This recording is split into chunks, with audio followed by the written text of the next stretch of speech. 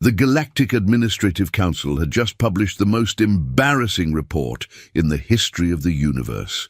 Not embarrassing for them, mind you, but for a small blue planet in an unremarkable corner of the Milky Way that had somehow managed to survive despite being, and I quote, catastrophically incompetent at basic existence. The report, filed under case number 42, Earth Hopeless, was 7,000 pages of the most devastating bureaucratic assessment ever compiled. The species inhabiting this world, according to senior administrative analyst Quiblex Paper Shuffler, had somehow managed to achieve the impossible. They had made breathing look difficult, which, considering that breathing was generally regarded as one of the universe's most straightforward biological functions, was quite an achievement in reverse engineering competence. These creatures, Quiblex had written in his perfectly formatted conclusion, after spending 3 years analyzing intercepted transmissions and atmospheric readings, have turned the simple act of staying alive into what can only be described as a performance art of failure. They poison their own atmosphere with industrial byproducts, then complain about the weather as if the weather were somehow separate from their own actions. They create weapons capable of destroying their entire planet in a matter of hours, then act genuinely surprised when other species consider them dangerous. Most remarkably, they have managed to make walking upright appear to be an advanced skill that requires years of training and frequent practice. The report detailed, with the kind of obsessive thoroughness that only a truly dedicated bureaucrat could achieve, how humans had somehow convinced themselves that consuming toxic liquids called alcohol was recreational rather than suicidal. It documented their bizarre practice of jumping out of perfectly functioning aircraft for sport, as if the natural state of being safely enclosed in a flying vehicle was somehow insufficient for their entertainment needs. It catalogued their inexplicable tendency to build cities in places where the ground regularly shook like a cosmic maraca, where mountains occasionally exploded in showers of molten rock, and where water had the unfortunate habit of arriving all at once in quantities sufficient to relocate entire neighborhoods. Furthermore, the report continued with the relentless logic of someone who had clearly spent too much time filing forms. These beings demonstrate a fundamental inability to learn from their mistakes. They will, without fail, repeat any action that has previously resulted in injury, embarrassment, or near-death experiences, but with slightly different variables, as if changing the color of their protective clothing might somehow alter the basic laws of physics. Quiblex had been particularly fascinated by human transportation methods. They have invented wheeled vehicles, he wrote, which they then operate at speeds that exceed their biological reflexes, on pathways shared with other similarly inadequate operators, while simultaneously engaging in activities that have nothing to do with vehicle operation. These activities include consuming food, manipulating communication devices, applying cosmetic substances, and engaging in emotional discussions with passengers about relationship issues that could presumably be addressed at a time when their lives were not dependent on their ability to avoid colliding with stationary objects. The section on human medical practices had required an entire chapter. When injured or ill, Quiblex observed, humans will first attempt to treat themselves, using information obtained from other humans who have no medical training whatsoever. When this predictably fails, they will seek advice from a global communication network where anyone can offer suggestions regardless of their qualifications. Only after these methods have made their condition significantly worse will they consult an actual medical professional, whom they will then argue with about the recommended treatment. But perhaps the most bewildering aspect of human behavior, according to Quiblex's analysis, was their approach to nutrition. These beings, he wrote, have access to a vast array of foods that provide necessary nutrients for survival. Instead of consuming these foods, they have developed elaborate processing methods that remove most of the nutritional value add substances that are actively harmful to their biology, and package the result in containers that take longer to decompose than the food itself. They then consume these processed substances while expressing concern about their health and longevity. In conclusion, Quiblex had typed with the satisfaction of a job well done, we recommend immediate quarantine of this system. These beings are clearly too incompetent to survive much longer without supervision, and their inevitable extinction should not become our responsibility. Any attempt at contact would likely result in contamination of our own decision-making processes with their demonstrably flawed logic patterns. The report had been filed, stamped, copied, and distributed to every major civilization in the galaxy with the efficiency that only comes from thousands of years of bureaucratic evolution. The crystalline hierarchs of Andromeda had read it over their morning silicate supplements, making the chittering sounds that passed for laughter in their species. The hive mind collective of Vega had processed it during their daily consciousness merge, adding it to their vast database of amusing examples of single-brain dysfunction. Even the notoriously busy quantum bureaucrats of the Horsehead Nebula had taken time from their interdimensional paperwork to have a good laugh, which for them involved rapidly shifting between dimensions until their filing cabinets rattled. The report had become something of a galactic bestseller. Species that hadn't spoken to each other in centuries were suddenly bonding over their shared amusement at human incompetence. It had sparked academic debates about the minimum intelligence required for space travel, philosophical discussions about the relationship between stupidity and survival, and at least 3 off-Broadway musicals in the Rigel system. What nobody had bothered to check, because the idea was so preposterous that it hadn't occurred to anyone in the Galactic Administrative Council's long and illustrious history, was whether the humans had access to the Galactic Information Network. They did, and they were laughing. Dr.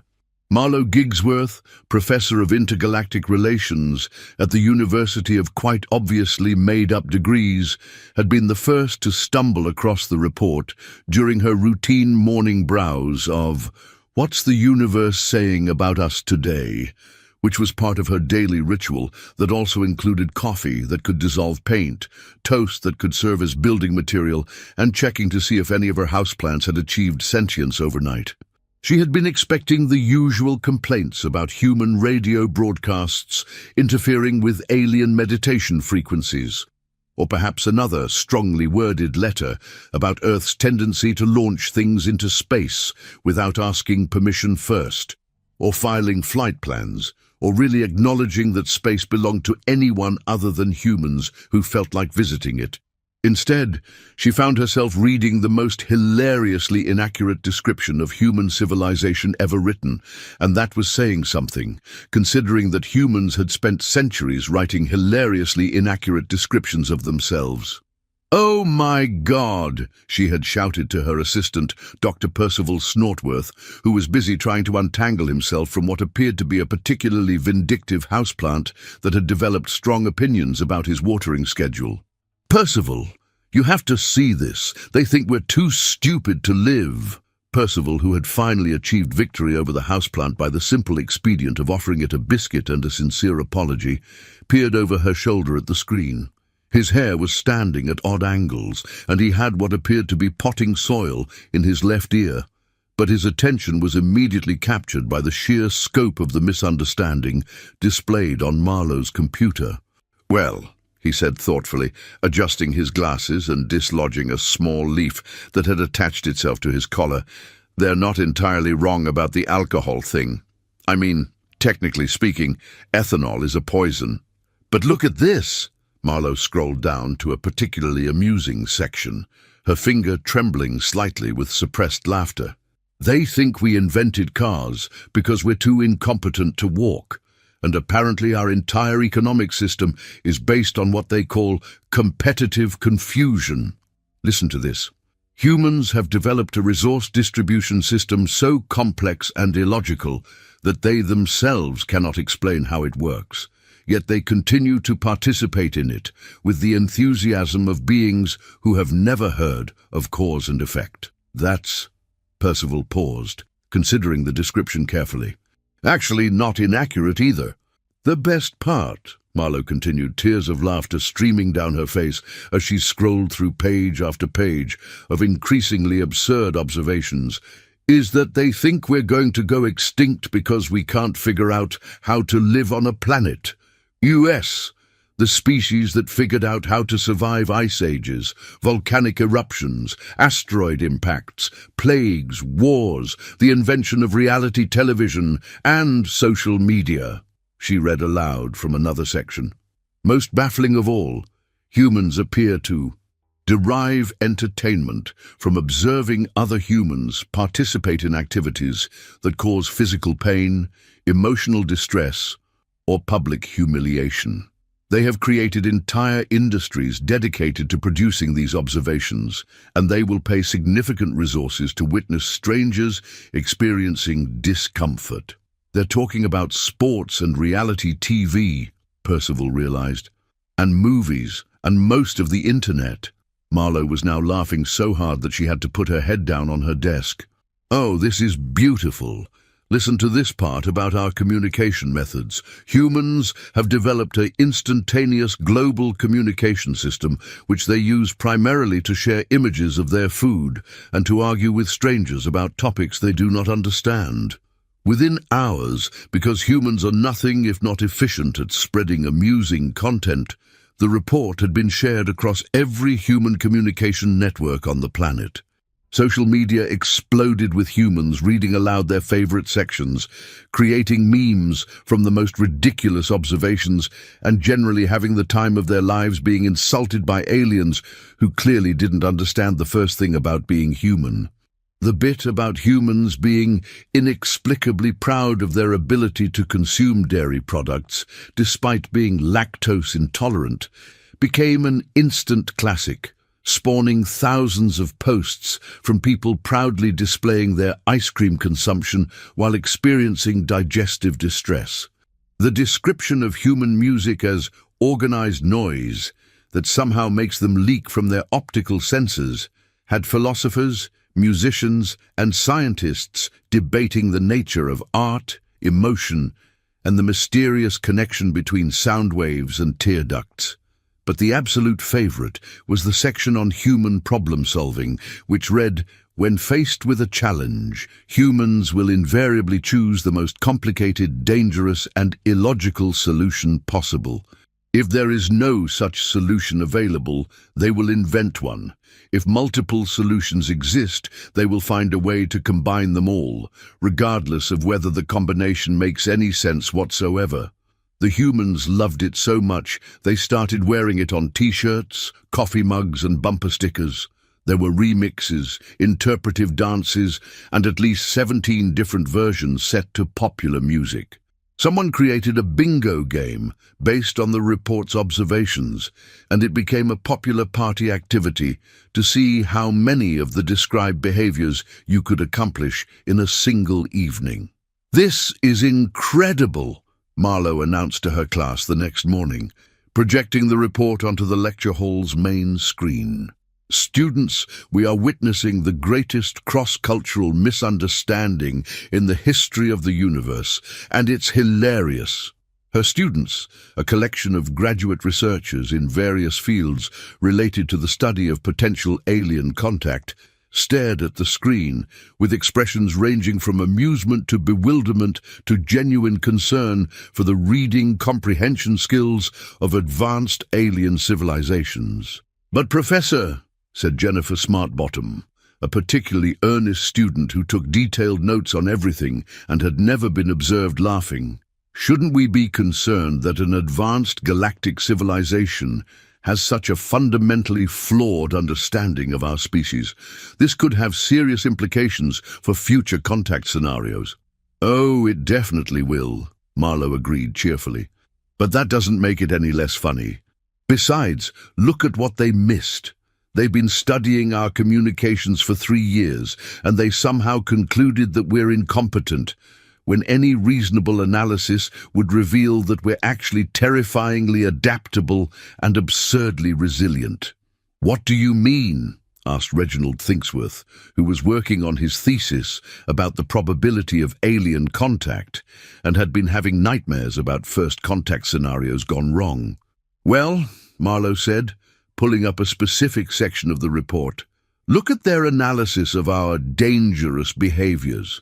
They list things like extreme sports, space exploration, deep-sea diving, mountain climbing, and urban planning in geologically active areas. But they've completely missed the point. We don't do these things because we're stupid. We do them because we've calculated that the risks are manageable and the benefits are worth it." She clicked to another page. "They think we build cities in earthquake zones because we don't understand earthquakes. But we do understand earthquakes.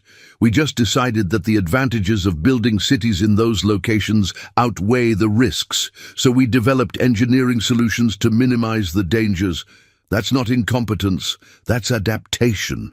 "But what about the alcohol thing?" asked Priscilla Wonderbrain, who was known for asking the kinds of questions that made professors question their career choices.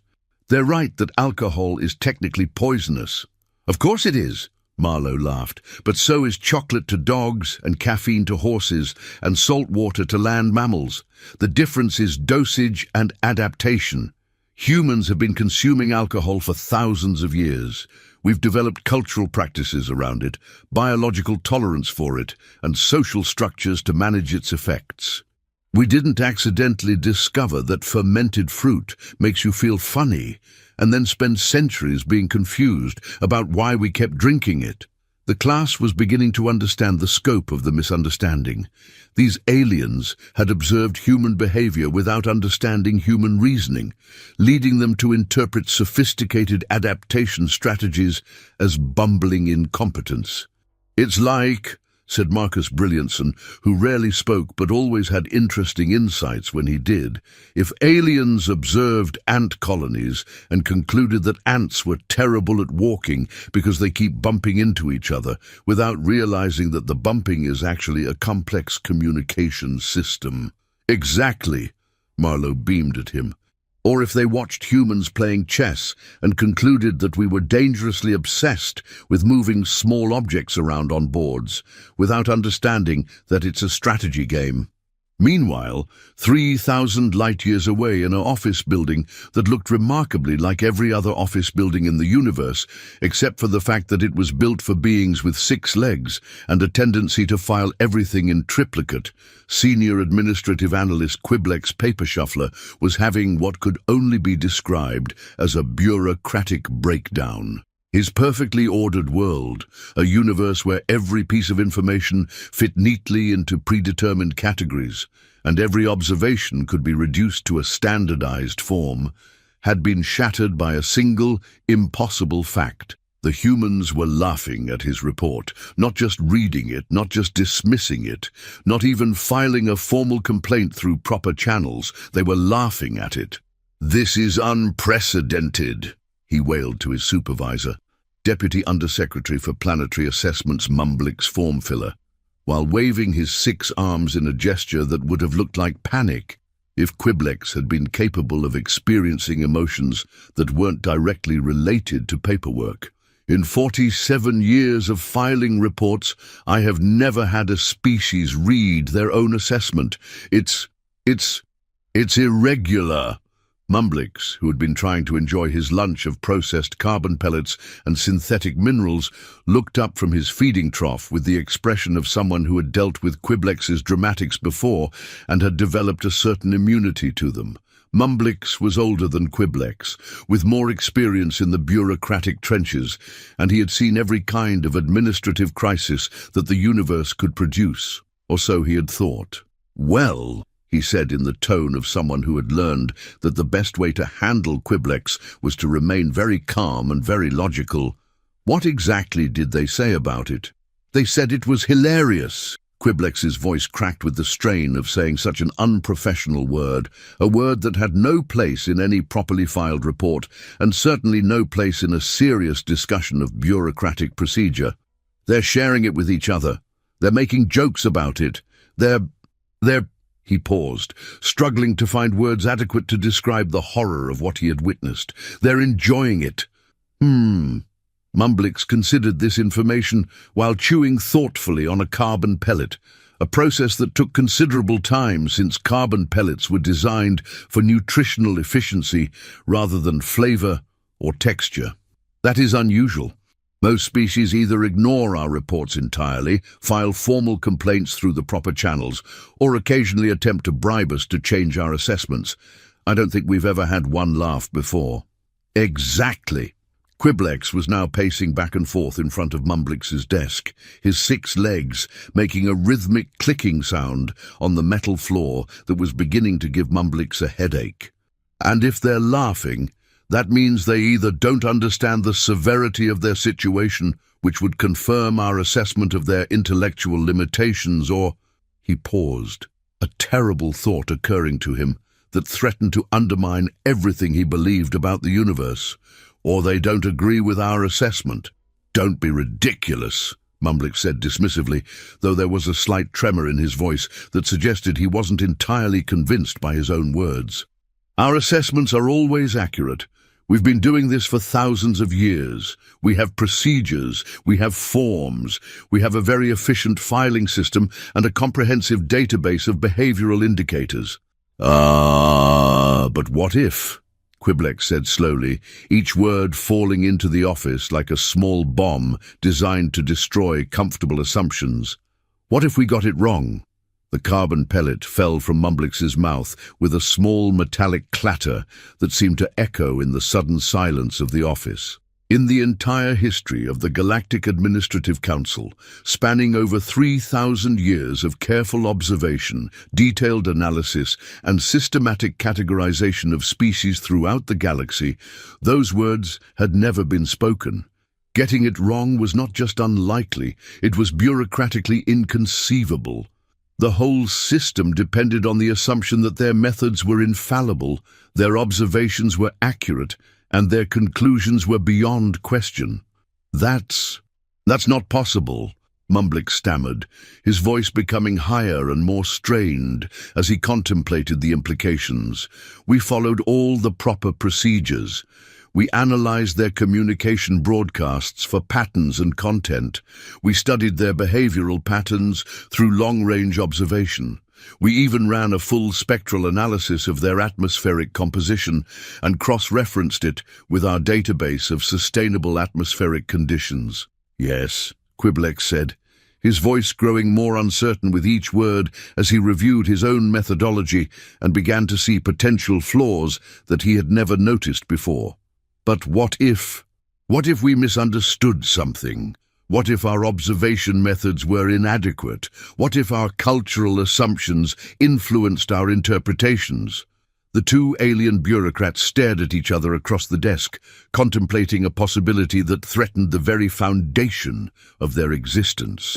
That their 7,000-page report, 3 years in the making, based on the most advanced analytical techniques available to galactic civilization, might be wrong. There's only one way to find out, Mumblix said finally, his voice barely above a whisper, as if speaking too loudly might somehow make the situation worse than it already was.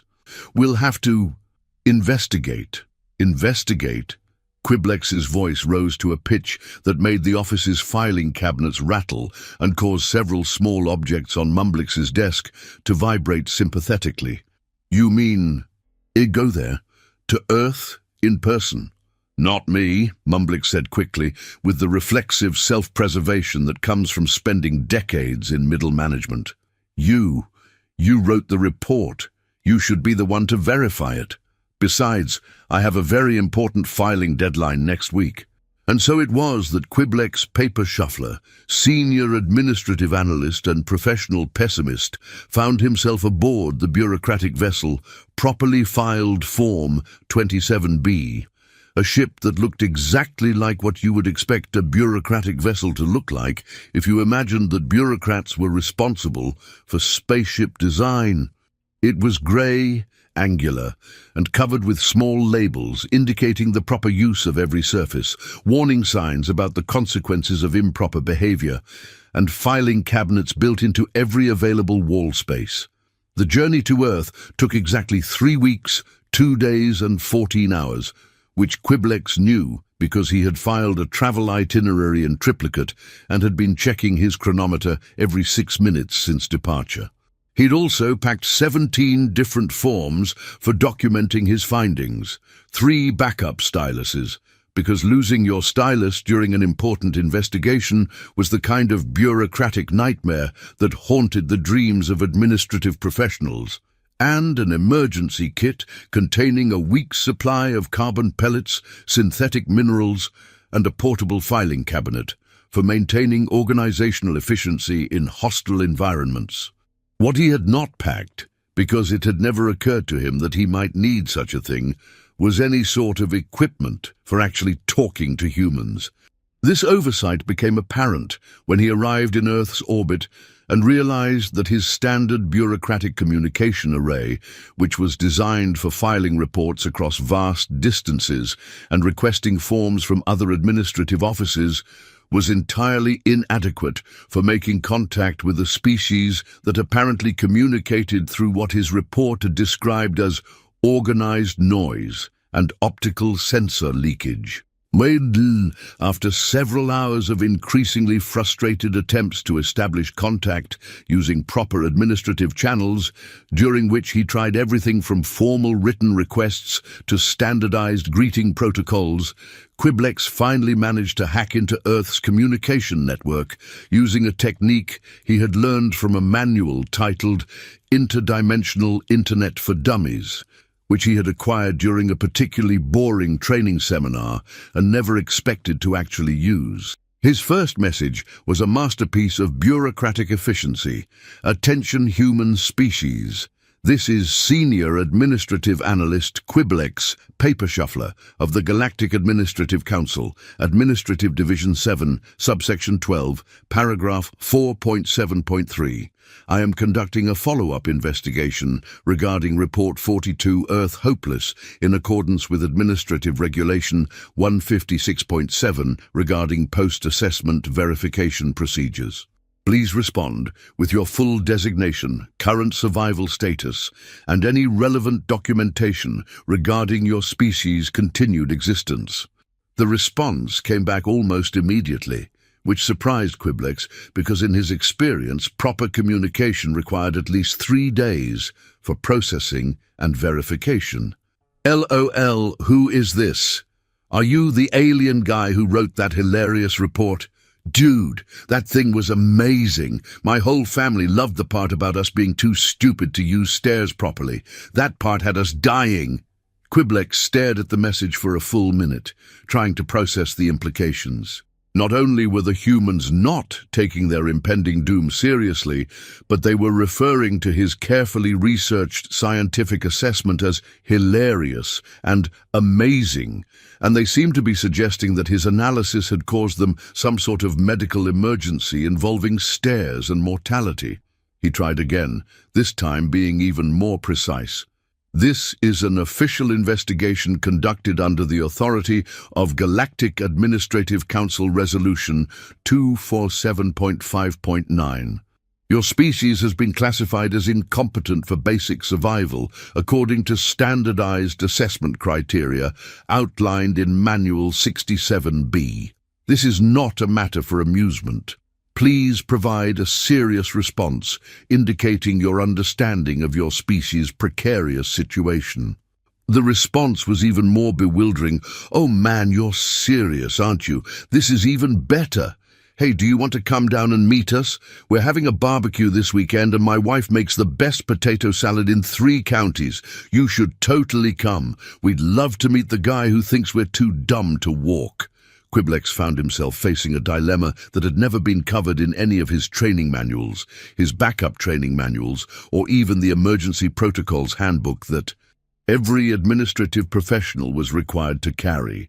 What do you do when the species you're investigating invites you to something called a barbecue involving potato salad and social interaction? After consulting his emergency procedures handbook, his backup procedures handbook, his emergency backup procedures handbook, and a small pamphlet titled "What to Do When Standard Procedures Don't Apply," he realized that none of them contained any guidance for this situation. The closest thing he could find was a section on unexpected social interactions with potentially hostile species, but the humans didn't seem hostile so much as friendly, which was somehow worse, because hostility was something he could file a report about. In the absence of proper procedures, he decided to improvise, which was something he had never done before and hoped never to do again. Improvisation was the opposite of everything he had been trained for. It was chaotic, unpredictable, and impossible to file in the correct category. "I will accept your invitation," he typed, each word feeling like a small betrayal of everything he had been taught about proper bureaucratic conduct, professional boundaries, and the importance of maintaining appropriate distance from research subjects. "Please provide coordinates and appropriate social protocols." The response came back with what appeared to be an address, followed by, "Just bring yourself, and maybe some of that alien food if you want to share. We're always up for trying new things. Oh, and don't worry about the whole 'we're too incompetent to survive' thing." We get that a lot from insurance companies. And that was how Quiblex found himself, 48 hours later, standing in the front yard of a small suburban house that looked nothing like any structure in his comprehensive database of architectural efficiency standards, wearing his finest bureaucratic uniform, which was grey, practical, and covered with pockets for storing forms, and carrying a briefcase full of assessment documents, while a creature that his report had described as barely capable of bipedal locomotion, opened the door and smiled at him with an expression that seemed to indicate pleasure at his presence. "You must be Quiblex," the creature said cheerfully, and Quiblex noted that despite his report's assessment, she seemed to be managing bipedal locomotion quite successfully. "I'm Marlowe. Welcome to Earth. I hope you're hungry because we have way too much food. My neighbors all wanted to meet you, so this turned into a bit of a neighborhood party." Quiblex looked at Dr. Marlowe Gigsworth and experienced something that had never happened to him before in 47 years of bureaucratic service: complete administrative confusion. According to his report, this creature should be struggling with basic survival tasks, barely capable of maintaining social organization, and probably on the verge of some sort of civilization-ending disaster. Instead, she appeared to be effortlessly managing multiple complex social interactions, coordinating what appeared to be an elaborate food preparation ritual involving at least a dozen other humans, maintaining a dwelling that showed clear evidence of long-term planning and resource management, and demonstrating communication skills that were considerably more sophisticated than anything he had expected. Yes, he managed to say, consulting his clipboard for the proper protocol and finding nothing that covered this situation. "I am here to conduct an official investigation into your species' survival capabilities." "Oh, the investigation!" Marlowe laughed, and Quiblex noted that her optical sensor leakage appeared to be a positive response rather than a sign of distress, injury, or the kind of medical emergency that would confirm his species' assessment of human fragility. "Come on in. Everyone's dying to meet you. We've got so many questions, and you have to try Jim's barbecue sauce. He's been perfecting the recipe for 20 years. As Quiblex followed Marlowe into the house, he began to suspect that his report might have contained some inaccuracies. The humans, he observed, appeared to be functioning at a level of competence that was entirely inconsistent with his careful analysis. They were managing complex social interactions without apparent difficulty, preparing elaborate food items that required considerable skill and planning, operating technological devices with casual efficiency, and even engaging in what appeared to be coordinated group activities. Moreover, they seemed genuinely pleased to see him, which was not a reaction he had ever encountered in his professional career. Most species that received administrative assessments either ignored the assessments entirely or filed formal complaints. None had ever invited the assessor to a social gathering. "So," Marlowe said as she led him through the house, which was filled with more humans than he had expected to encounter in one location, "we've all been wondering, what made you guys think we were so incompetent? I mean, some of the stuff in your report was pretty specific." Quiblex consulted his briefcase and pulled out a copy of his report, which he had brought along for reference purposes. "According to our analysis," he said, reading from the carefully formatted text, "humans demonstrate incompetence in several key areas. For example, you regularly consume toxic substances for recreational purposes, indicating a fundamental inability to distinguish between beneficial and harmful inputs." Oh, the alcohol thing, Marlowe laughed, and several other humans who had been listening to the conversation laughed as well, which suggested that this was a widespread reaction rather than an individual anomaly. "Yeah, that's true. Want a beer? But that's exactly what I mean," Quiblex said, his voice rising with frustration as his carefully constructed worldview began to crumble around him. "You just admitted that you knowingly consume toxic substances. This confirms our assessment." "Well, yeah," Marlowe said with a shrug that somehow managed to convey casual indifference to what should have been a matter of life and death importance. "But we also invented medicine, space travel, the internet, pizza delivery, and those little packets that keep your shoes from smelling bad. I think we can handle a little alcohol." "And you jump out of perfectly functioning aircraft," Quiblex continued, reading from his list. "Skydiving is fun. Have you ever tried it?" asked a human who introduced himself as Bob and who appeared to be operating some sort of food-heating device without any apparent concern for the obvious safety hazards involved. "And you build cities in geologically unstable areas." "Well, where else are we going to build them?" said another human, this one named Susan, who was apparently capable of simultaneously preparing food, conversing with aliens, and supervising several smaller humans who seemed to be engaged in some sort of competitive running activity. "The whole planet is geologically unstable. That's what makes it interesting." Quiblex found himself speechless. Every example he gave of human incompetence, the humans countered with explanations that made their behavior sound almost reasonable. It was as if they had thought about these things and made deliberate decisions rather than simply stumbling through life making random choices. "But the most damning evidence," Quiblex said, pulling out his tablet and consulting his most carefully researched observations, "is that you have developed weapons capable of destroying your entire planet, yet you continue to exist. This suggests either a fundamental inability to assess risk or a complete lack of survival instinct." "Oh, that," Marlowe said dismissively, waving her hand as if the potential for global annihilation were a minor inconvenience. "Yeah, we figured out pretty quickly that using those would be a bad idea, so we didn't. Problem solved." "But you still have them." "Well, yeah, but we're not using them to destroy the planet," Bob explained while flipping what appeared to be some sort of grilled meat product. "We're using them to deter other people from destroying the planet. It's actually pretty clever when you think about it.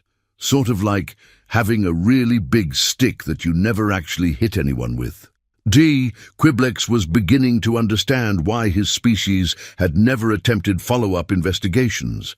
The more he learned about humans, the more he realized that his report had been based on a fundamental misunderstanding of human behavior. These beings weren't incompetent at survival. They were approaching survival from an entirely different perspective than any species he had ever studied. "Let me get this straight," he said slowly, trying to process information that didn't fit into any of his pre-established categories.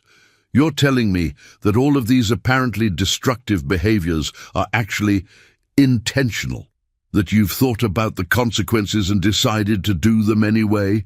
"Of course they're intentional," Marlowe said, looking at him as if he had just asked whether water was wet or whether filing cabinets were meant for filing. "Did you think we were just stumbling around randomly hoping for the best?" "Well, yes," Quiblex admitted, and the admission felt like confessing to a fundamental failure of understanding. "That's exactly what we thought." Marlowe stared at him for a moment, then burst into laughter so intense that Quiblex worried she might be having some sort of medical emergency. Several other humans joined in, creating a chorus of what his report had described as optical sensor leakage accompanied by respiratory spasms, but which now seemed to be some sort of positive social bonding activity. "Oh my God," she gasped between laughs. "You guys thought we were accidentally successful at survival. That's the most ridiculous thing I've ever heard." "But your behaviors appear to be fundamentally irrational," Quiblex protested. "Only if you don't understand the context." Marlowe wiped tears from her eyes and gestured for him to sit down in what appeared to be a specially designed furniture item for resting. "Look, let me explain how this works. We take risks because we've calculated that the potential benefits outweigh the potential costs. We consume alcohol because we've developed social and cultural frameworks for doing so safely. We build cities in unstable areas because we've developed technology and methods to make them stable. We're not incompetent, we're adaptive." The word hit Quiblex like a bureaucratic thunderbolt. Adaptive. In all his years of filing reports and analyzing species, he had never encountered a species that was truly adaptive in the way Marlowe was describing. Every other civilization he had studied had found a solution that worked and then stuck with it for millennia, perfecting their approach through incremental improvements and careful optimization. But humans appeared to be constantly changing, constantly improving, constantly finding new ways to solve problems. They weren't following a predetermined survival strategy. They were inventing new strategies as they went along. This is not possible," he said weakly. "According to our models, adaptive behavior at this level should have led to extinction centuries ago. Constant change is inefficient. It introduces unnecessary variables and increases the probability of catastrophic failure." "Well," Marlowe said with a grin that somehow managed to be both friendly and slightly terrifying, "maybe your models are wrong." And that's when Quiblex realized that he was in serious trouble. Not just trouble with his report, but trouble with the entire bureaucratic system that had sent him here. Because if his report was wrong, then the Galactic Administrative Council had made a mistake. And if they had made a mistake about humans, then they might have made mistakes about other species as well. And if they had made mistakes about other species, then the entire foundation of galactic civilization might be built on a series of bureaucratic errors. "I need to contact my supervisor," he said urgently. "Sure," Marlowe said cheerfully, apparently unaware that she had just triggered what might be the greatest administrative crisis in galactic history. "Use the phone in the kitchen. But first, you should try some of this potato salad. It's amazing. And Bob's barbecue sauce is legendary around here." 20 minutes later, Quiblex found himself standing in Marlowe's kitchen, holding a plate of something called potato salad. That was, against all his expectations and everything he thought he knew about human culinary incompetence, actually quite delicious. He was also holding what humans called a beer, which was technically a toxic substance, but seemed to be having a remarkably pleasant effect on his stress levels, while trying to explain to Deputy Undersecretary Mumblick's form filler that their entire assessment of human civilization had been catastrophically wrong. "What do you mean, wrong?" Mumblick's voice crackled through the communication device, and Quiblex could hear the sound of papers being shuffled frantically in the background, which was what Mumblick's did when he was having what he called a filing emergency. "Our assessments are never wrong. We have procedures, we have established methodologies, we have quality control measures. The procedures are flawed," Quiblex said, surprising himself with his boldness and wondering if the beer was affecting his judgment in ways that weren't covered in his species' toxicology reports. We assessed their behavior without understanding their motivation. We assumed that anything that looked dangerous or illogical must be incompetent.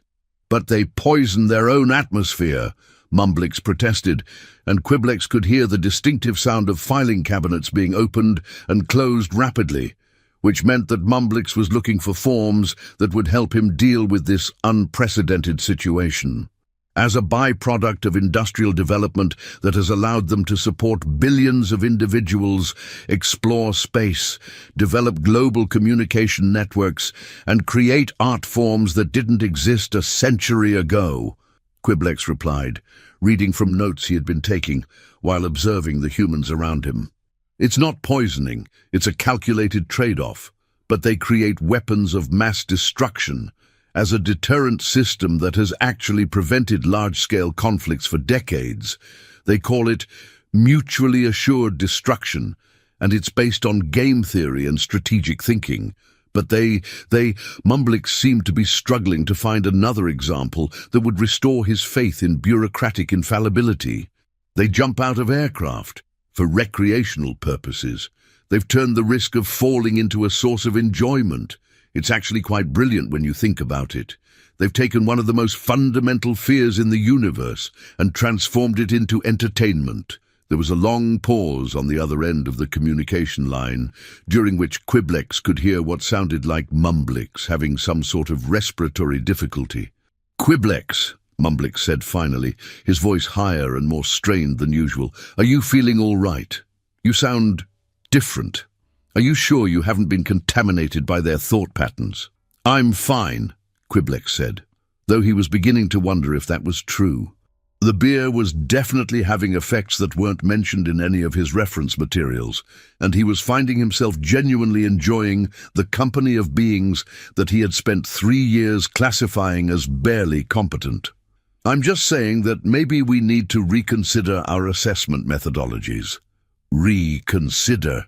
Mumblix's voice rose to a pitch that made the kitchen windows vibrate and caused several humans to look in his direction with expressions of concern.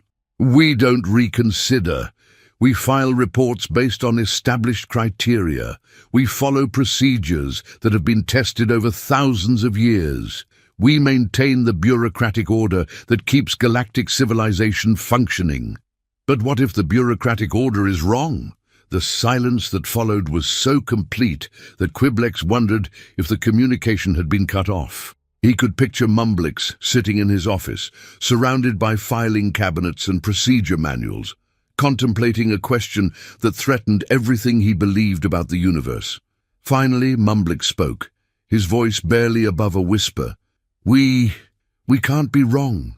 If we're wrong about this, then we might be wrong about everything. The entire system depends on our assessments being accurate."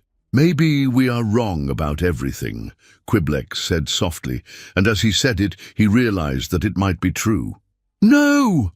Mumblix's voice exploded through the speaker with such force that several humans dropped their drinks and stared at the communication device. "I forbid you to think like that. You will complete your investigation according to standard procedures, file your report confirming our original assessment, and return immediately for debriefing. But what if the evidence doesn't support our original assessment?" "Then you will find evidence that does," Mumblix said, and his voice had taken on the desperate edge of someone whose entire worldview was crumbling. "That's an order. Do you understand me? Find evidence that confirms human incompetence or don't come back." The communication cut off, leaving Quiblex standing in the kitchen, holding a plate of potato salad and a beer, surrounded by humans who were looking at him with expressions of sympathy and concern. "Everything okay?" Marlowe asked, appearing in the doorway with what appeared to be another beer, and the kind of expression that humans seemed to reserve for beings who were obviously having some sort of crisis. "I think," Quiblex said slowly, "I might be having what you humans call an existential crisis." "Oh, those are the worst," Marlowe said sympathetically, handing him the beer and patting him gently on what she probably thought was his shoulder, but was actually one of his secondary communication appendages. "Want to talk about it?" And so, for the first time in his life, Quiblex found himself explaining his problems to someone who wasn't required to listen to him by bureaucratic regulation or employment contract. He told Marlowe about the pressure to file reports that confirmed pre-established categories, about the impossibility of admitting error in a system built on the assumption of infallibility, about the way the entire Galactic Administrative Council would rather maintain comfortable lies than confront uncomfortable truths. "You know what your problem is?" Marlowe said when he finished, settling down beside him with her own beer and a plate of what appeared to be grilled meat products. "You're thinking like a bureaucrat instead of thinking like a scientist. What's the difference? A bureaucrat tries to fit reality into forms. A scientist tries to fit forms into reality." Quiblex considered this distinction, which had never occurred to him before, despite 47 years of what he had thought was scientific observation. "But if I file a report that contradicts our original assessment, it will cause chaos in the bureaucratic system. Other species will demand reassessment. Administrative procedures will be questioned. The entire foundation of galactic order could collapse." "Good," Marlowe said firmly, taking a drink of her beer and looking remarkably unconcerned about the potential collapse of galactic civilization. "Maybe your bureaucratic system needs some chaos, but chaos is inefficient. It leads to unpredictable outcomes and resource waste." "Says who?" Says... Quiblex paused, realizing he couldn't actually answer that question with anything other than the bureaucratic system itself, which suddenly seemed like circular reasoning. "Says everyone. Everyone who benefits from the current system," Marlowe corrected. "But what about everyone who doesn't? What about all the species you guys have mislabeled and quarantined based on incomplete information? What about the civilizations that might have valuable insights but have been dismissed because they don't fit your categories?" The thought had never occurred to Quiblex before. In his 47 years of filing reports and conducting assessments, he had always assumed that the bureaucratic system existed to help maintain order and efficiency throughout the galaxy. But what if it actually existed to maintain the power and comfort of the bureaucrats themselves? What if the system was designed not to discover truth, but to confirm predetermined assumptions? "I need to think about this," he said. "Take your time," Marlowe said. "But while you're thinking, you should probably try the hamburgers. They're really good, and you should meet some more of the neighbors. I think you'll find them interesting." Over the next 3 days, Quiblex remained on Earth, ostensibly conducting his official investigation, but actually experiencing something entirely new. He was learning to see the world through human eyes, rather than through bureaucratic forms and predetermined categories. He watched them solve problems with creativity and humor, rather than following established procedures. He saw them take risks, not out of stupidity, but out of carefully calculated courage, weighing potential benefits against potential costs in ways that his species had never considered. He observed them building complex societies, not through rigid hierarchies and administrative controls, but through chaotic collaboration and adaptive institutions. Most importantly, he saw them laughing. Not the bitter laughter of defeat or the hollow laughter of madness, but the genuine laughter of beings who found joy in the absurdity of existence, who could face uncertainty and danger with good humor and determination. "You know what I don't understand?" he said to Marlowe on his 3rd day, as they sat in her backyard, watching her neighbors engage in what appeared to be a competitive activity involving the precise placement of small spherical objects. "According to our models, a species that finds existence amusing should have given up long ago. Humor indicates a lack of serious commitment to survival. Yet you're not just surviving, you're thriving."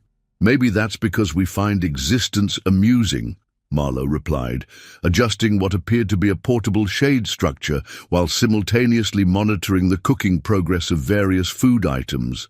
"If you can't laugh at the universe will laugh at you. And trust me, the universe has a terrible sense of humor. But how do you maintain social order without proper bureaucratic structures? How do you coordinate billions of individuals without centralized administrative control? Who says we don't have bureaucratic structures? Marlowe laughed, and Quiblex was beginning to understand that human laughter often indicated not amusement, but a kind of gentle correction of misunderstanding. We have tons of them. Governments, corporations, schools, hospitals, the Department of Motor Vehicles, which is probably the most bureaucratic thing in existence. We just don't let them run everything. When bureaucracy serves us, we use it. When it doesn't, we work around it or change it. That's anarchic. No, that's adaptive. The difference is that anarchy is chaos for its own sake. Adaptation is chaos for improvement's sake. Quiblex felt something shifting in his understanding of the universe, like a filing cabinet that had been rearranged while he wasn't looking. For the first time, he began to see bureaucracy not as an end in itself, but as a tool that could be useful or useless depending on the situation, effective or counterproductive depending on how it was applied. "I think," he said slowly, "I'm beginning to understand why your species has survived." We're too stubborn to die," Marlowe said with a grin. "Plus we're having too much fun to quit. But surely there must be some limit to your adaptability, some point at which the chaos becomes too much to manage." "Oh, there probably is," Marlowe agreed cheerfully.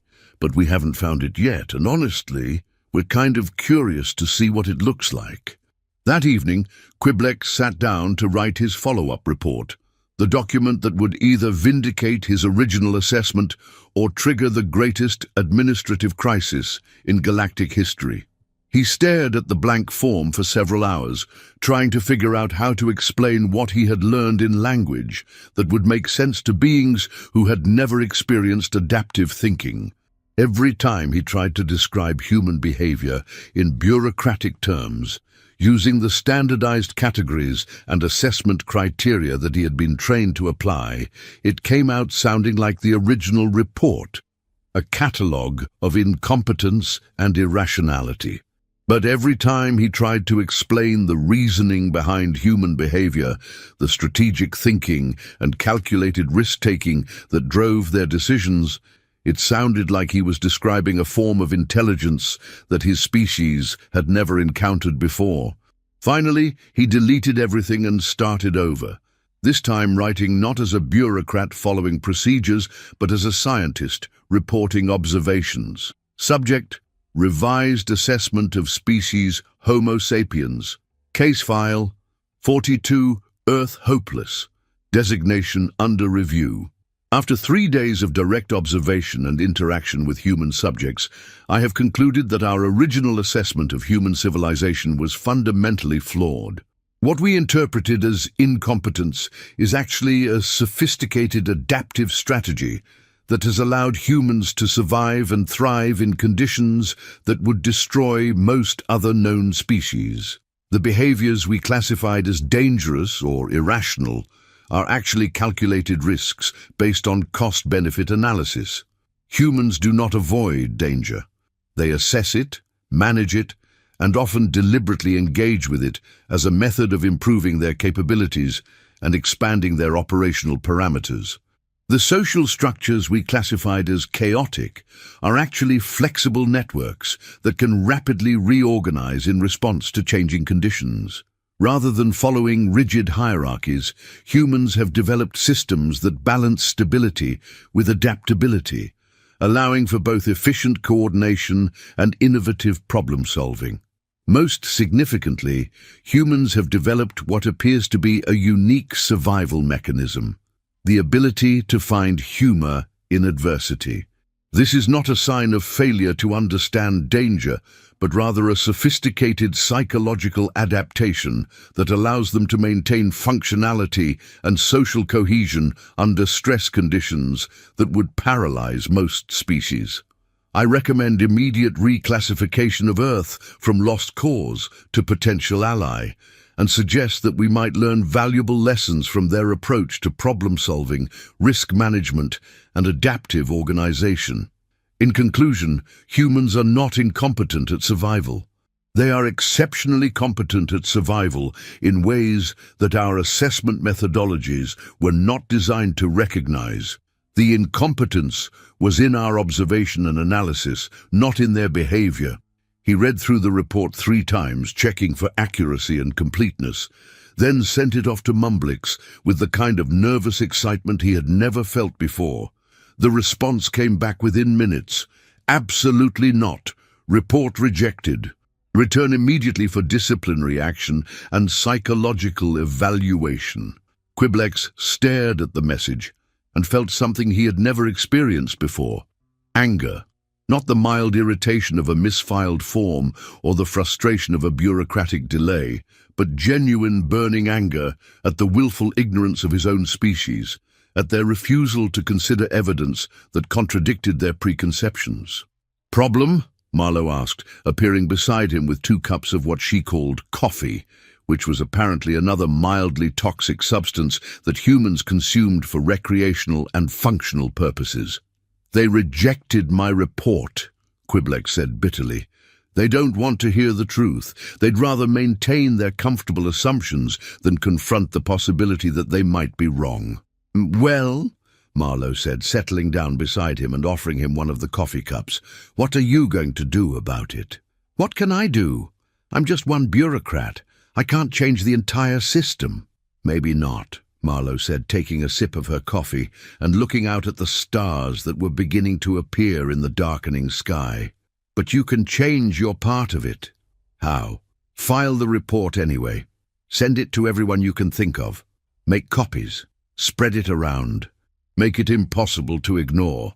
But that's against all the procedures. It's a violation of administrative protocol. It could result in termination of employment, loss of benefits, and exclusion from all future bureaucratic activities. So? Marlowe grinned, and in that grin Quiblex saw something that his species had lost somewhere in their pursuit of administrative perfection: the willingness to take risks for the sake of truth. Sometimes the best way to fix a system is to break it first. And that's exactly what Quiblex did. Over the next several hours, using the human communication networks that he had learned to navigate, he sent his revised report to every administrator, every department head, every regional supervisor, and every species representative he could find in the Galactic Administrative Council's directory. He posted it on the public information networks. He even sent a copy to the crystalline hierarchs of Andromeda, who had been particularly amused by the original report and might appreciate the irony of its revision. The response was immediate and catastrophic in the best possible way. The bureaucratic system that had operated smoothly for thousands of years suddenly ground to a halt as administrators struggled to deal with the implications of Quiblex's report. If they were wrong about humans, what else were they wrong about? Within hours, Quiblex was receiving messages from representatives of dozens of species that had been classified as incompetent, unsuitable for contact, or administratively problematic. The singing crystals of Epsilon Eridani, who had been quarantined for excessive emotional expression, wanted to know if they could be reassessed. The hive mind collective of Vega, classified as dangerously efficient, were asking if efficiency was really dangerous, and if not, could they please be allowed to help optimize galactic administrative procedures. Even the quantum bureaucrats of the Horsehead Nebula were beginning to question whether their obsession with paperwork was actually productive or just a way of avoiding real work. The entire galaxy, it seemed, was having a collective existential crisis, and it was all because one bureaucrat had decided to tell the truth instead of following procedures. I think, Marlowe said as they watched the chaos unfold on the galactic news networks, you might have started something. I think, Quiblex replied, I might have broken the universe. Don't worry, Marlowe said with a laugh. The universe is pretty resilient. Besides, sometimes things need to break before they can be fixed properly. Over the following weeks, the Galactic Administrative Council found itself facing something it had never dealt with before: accountability. Species that had been ignored or dismissed were demanding reconsideration. Bureaucrats who had spent centuries filing reports without questioning their accuracy were suddenly being asked to defend their assessments with actual evidence rather than procedural compliance. Some embraced the change, discovering that actual investigation was more interesting than paperwork. Others fought it desperately, clinging to procedures and forms like life preservers in a storm of uncertainty. Most, like Mumblix, simply had nervous breakdowns and had to be assigned to less stressful duties like counting inventory or organizing supply closets. "This is all your fault," Mumblix screamed during one of his increasingly frantic communications with Quiblex, his voice distorted by what appeared to be some sort of stress-related vocal malfunction. "The entire bureaucratic order is collapsing. We have species demanding meetings. We have administrators questioning procedures. We have... He paused, struggling to find words adequate to describe the horror. "We have accountability. Maybe accountability isn't always bad," Quiblex suggested, discovering that he was enjoying this conversation more than any administrative interaction he had ever had. "Not you, too!" Mumblix wailed. "You're supposed to be on our side." "I am on our side," Quiblex said firmly. "I'm just not sure our side is the right side anymore." The final straw came when the humans themselves requested an official meeting with the Galactic Administrative Council, not to complain about their assessment, not to demand reparations for being mislabeled, but to offer their help in reforming the entire system. "We've been thinking," Marlowe said during the first official human-alien diplomatic contact in galactic history, standing before an assembly of the galaxy's most powerful bureaucrats and speaking with the casual confidence of someone who had never been intimidated by paperwork, "that maybe you guys could use some of our perspective on problem-solving and organizational efficiency." We don't need your help," Mumblix protested from his position at the speaker's podium, where he was surrounded by stacks of procedure manuals and emergency protocols. "We have managed galactic affairs for thousands of years without outside interference." "And how's that working out for you?" Marlowe asked with a smile, and the question hung in the air like a particularly awkward silence. The truth was, it wasn't working out very well at all. The galaxy was full of species that had been mislabeled, misunderstood, and mismanaged. Wars had been fought over bureaucratic misunderstandings. Entire civilizations had been quarantined based on incomplete information. Valuable resources had been wasted on administrative procedures that served no purpose other than maintaining the illusion of control. The system that was supposed to maintain order had actually been creating chaos on a galactic scale. "We propose," Marlowe continued, apparently oblivious to the fact that she was suggesting the complete reorganization of galactic civilization, "a new approach to galactic administration. Instead of making assessments from a distance based on limited observations, we send actual investigators to live with and learn from different species. Instead of filing reports that nobody questions, we create systems for ongoing dialogue and reassessment. Instead of maintaining rigid hierarchies that resist change, we build flexible networks that can adapt to new information and changing circumstances." That's... Mumblix struggled to find the words, consulting several procedure manuals and finding nothing that covered this situation. "That's completely different from how we've always done things." "Exactly," Marlowe said cheerfully. "That's the point. But change is dangerous. Change leads to unpredictable outcomes. Change makes it impossible to maintain proper filing systems. Change also leads to improvement, innovation, and better solutions to problems," said another human, this one introduced as Dr. Reginald Thinksworth, who had apparently written several papers on organizational theory and was taking notes on galactic bureaucracy for what he called research purposes. "Look," said a third human, Dr.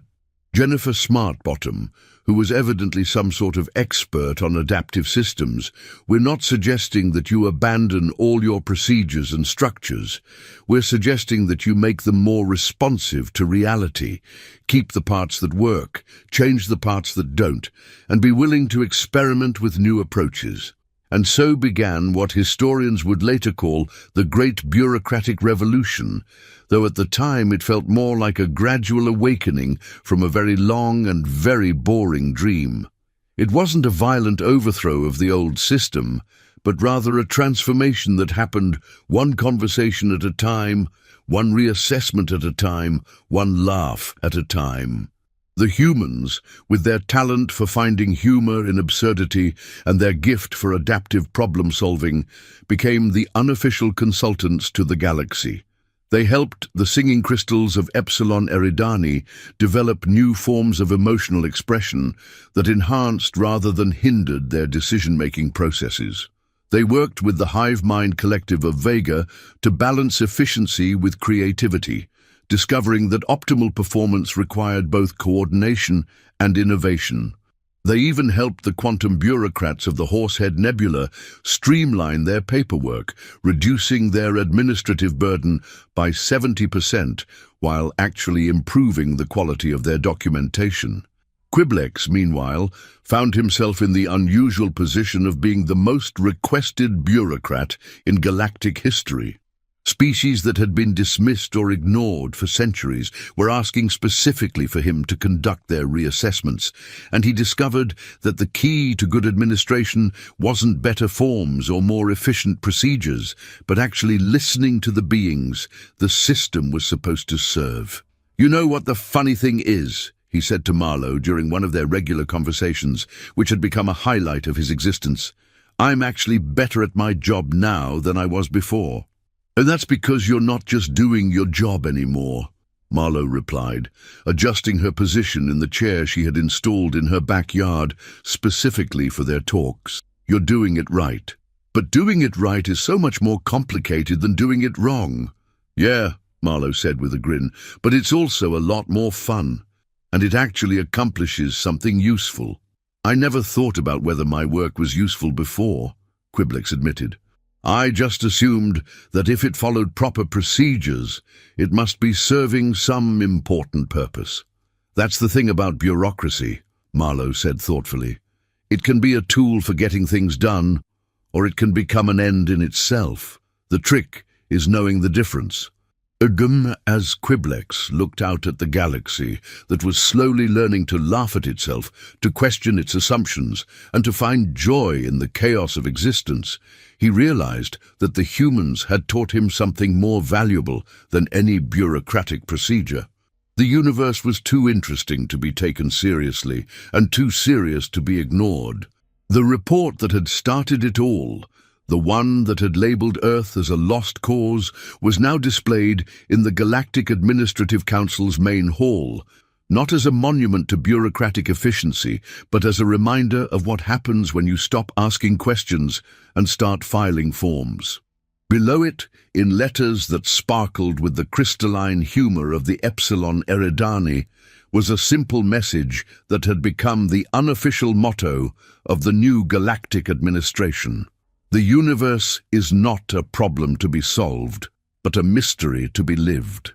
And somewhere in the vast bureaucratic machinery of the galaxy, a small blue planet continued to spin, its inhabitants still jumping out of perfectly good aircraft, still consuming toxic substances for fun, still building cities in dangerous places, still arguing with each other about everything imaginable, and still laughing at the cosmic joke of existence.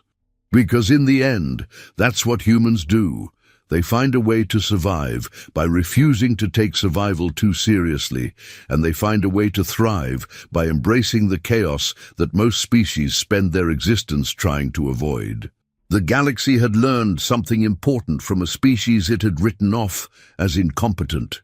Sometimes, the best way to handle an impossible situation is to laugh at it, and sometimes, the most effective response to cosmic uncertainty is not to demand answers, but to enjoy the questions.